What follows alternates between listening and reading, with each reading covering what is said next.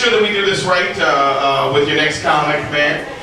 This young man, I'm very, very proud of your next comic coming up here. This young man is very funny, and I'm glad he's getting the opportunity to be seen here tonight, you people. This guy is probably one of the hardest working comics in the business right now. Yeah, oh yeah. For real. And I gotta tell you, the first time I saw him, I really knew that we could use him in so many different things. Everybody, here he is, and really go all out for my man. Give it up for Juan Carlos!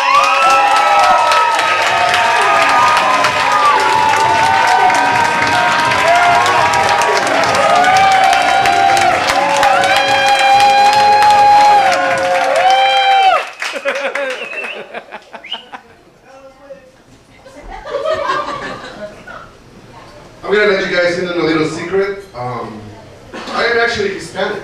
Recently, I took it upon myself to learn English. I figure I've been in the country for the last 21 years. Might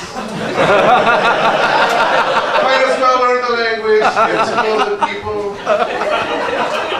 Turns out it's not easy. You guys have a lot of fucking words in your dictionary. And what makes it more confusing is that you have words that mean different things.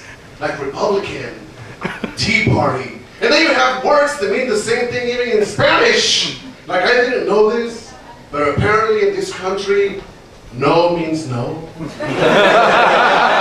doesn't mean maybe, perhaps, you can try.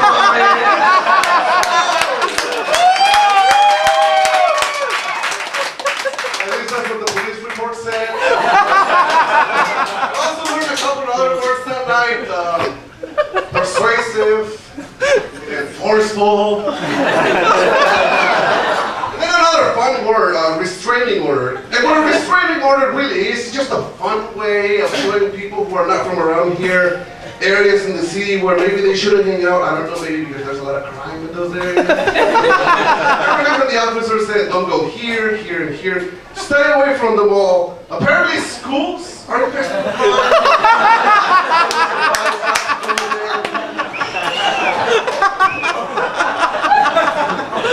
Once you learn the language, you have to speak it. That's where I found I have the most trouble with, because I have this really thick accent, right? My friends tell me, ah, cabrón, te entiendo, no hay pedo. They all speak Spanish. But I know they can't understand me because I have this really thick accent for whatever reason. Whenever I go to a restaurant and I ask for a table, they hand me an application. It's horrible. And I've had this accent for the longest time. I haven't been able to get rid of it. When I was in high school, I remember that career day. You guys don't know what career day is, right? You tell your counselor what you want to do for a living. It was a mostly Hispanic high school. Some of the kids were even saying, oh, I want to be an architect. I want to be an engineer. So then it was my turn. My counselor said, okay, shoot. It was like 3:30. He was getting ready to leave. I said, I want to be a comedian. And he started laughing right away. So then I thought, this is going to be good. But then he took a long, painful pause and he looked at me and he said, you know, mimes make really good money. And we didn't have to talk.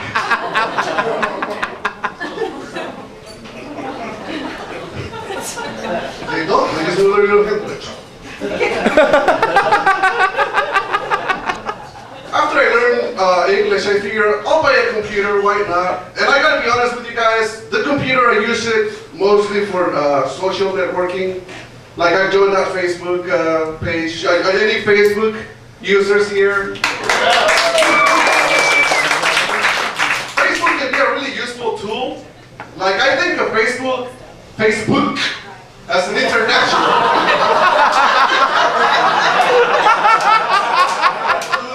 It's like I'm retarded, but I have to do it. Like international landscape of ladies. International buffet of ladies. Because all you have to do really is just click on a picture and boom. Ladies. let me say something, ladies. If I added you to my Facebook and you don't know me, maybe you're a little younger, I don't know, 5, 15 years than I am. Don't look at me and think, what a creep. Think of yourself as really hot. I don't really like doing this joke because whenever I get off stage, the girls cover their drinks thinking I'm going to slip them a roofie, you know. And seriously, ladies, a roofie is not the best word you can come up with something that's just medicine. I don't really like to think of a roofie as a roofie because I like to call it a drink enhancer. It's something that gives you the extra. It's like the Red Bull of alcoholic drinks. It's like the navigation system in your car. It gets you from point A to point B faster. It's like the wheelchair of the Special Olympics. You ever been to the Special Olympics? There's always one kid with no fucking legs who wants to run 1.5 miles and he's in a wheelchair. So he gets to the finish. Like, that's really what a roofie really is. You look out the goods, it helps you get to the finish line. So in the Special Olympics, you're pushing, to the roofie, you're more like pulling.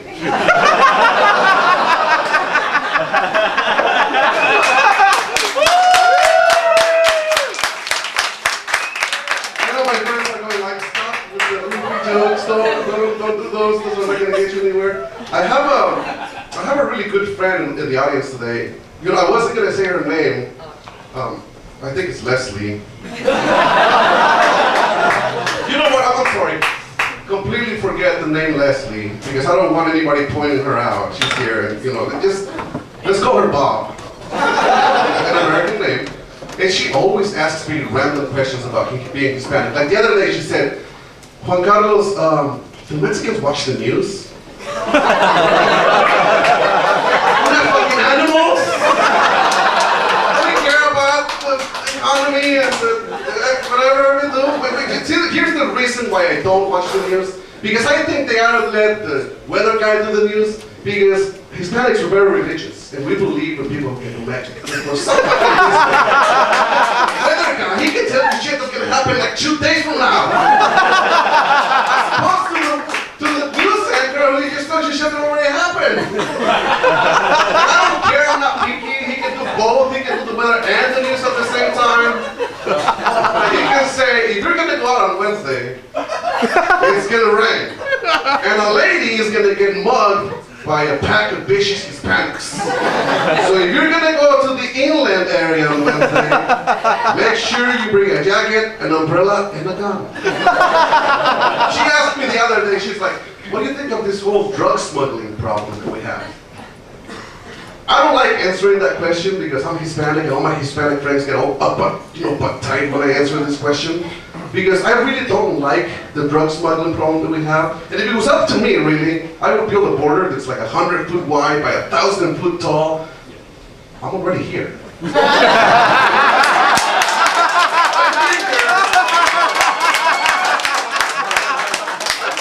bigger the wall, the harder it's gonna get them to kick me out. And I would put like in holes with snakes, so anyone tries to climb a snake and fight them. Real poison oak along the side. I don't like drugs, and I don't like the drug smuggling problem. It's bad. And like I know before, I used to say, you know, start in Washington all the way to Maine. Fuck that. Now I'm saying, start in Alaska, go to Washington, all the way to Maine. If you guys want to pay $400 for a fucking Tylenol, be it. You have to really think about the problem that the pharmacies in Canada. It's cheaper to buy drugs in Canada than this smuggling here. You were thinking that I was going to go with the problem from Mexico. Canadians do it as well. Think about it. You're going to be driving home, looking at the navigation system, thinking roofie, and then you're going to be like, oh yeah, smuggling from Canada. This is a great audience. This country has given me so many opportunities that I feel I'm going to change a little bit my route here. I'm going to do what I like to call a public service announcement.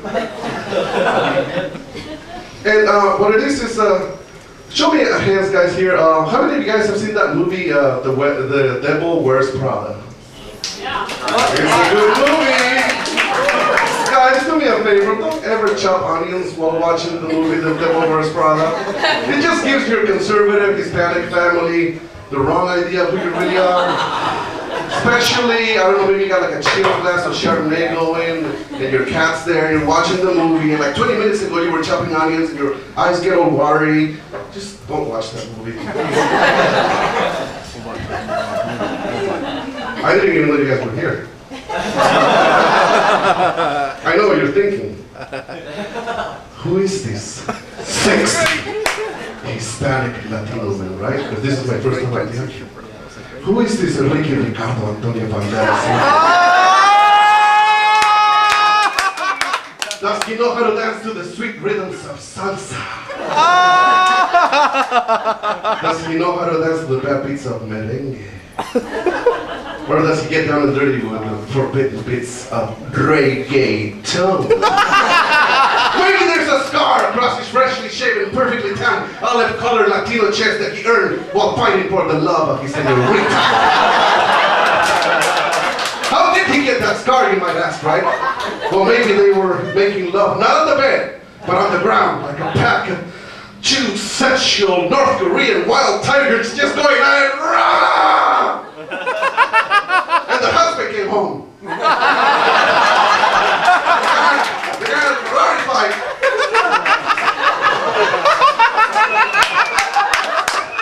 Maybe it was something more simple, like he took his younger sister to the Olive Garden for brunch.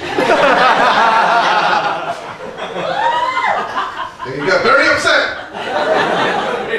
when the waiter guy offered him an application to work there. I'm going to leave you guys with this. On the way over here, I was listening to the talk radio, and I heard a guy by the name of Joe. I guess he's a really famous plumber. He's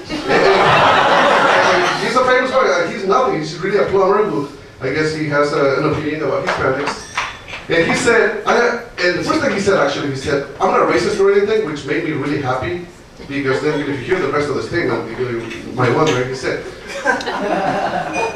But I think that Hispanics are slow, lazy, overweight, can't read, don't have the right paperwork to be here, they're alcoholics. And then he said something not even nicer, he said, and they're here taking away my jobs, I just lost 3 jobs to them. And people ask me why I do comedy all the time. And I think I like to do comedy because I like to give people a voice. So I like to say to Mr. Plummer, well, it's all true. We are slow. I had like three drinks before this. But being that, if a slow, lazy, alcoholic, Hispanic who doesn't know how to read or write, he's taking away your plumbing jobs, you're probably not such a good plumber.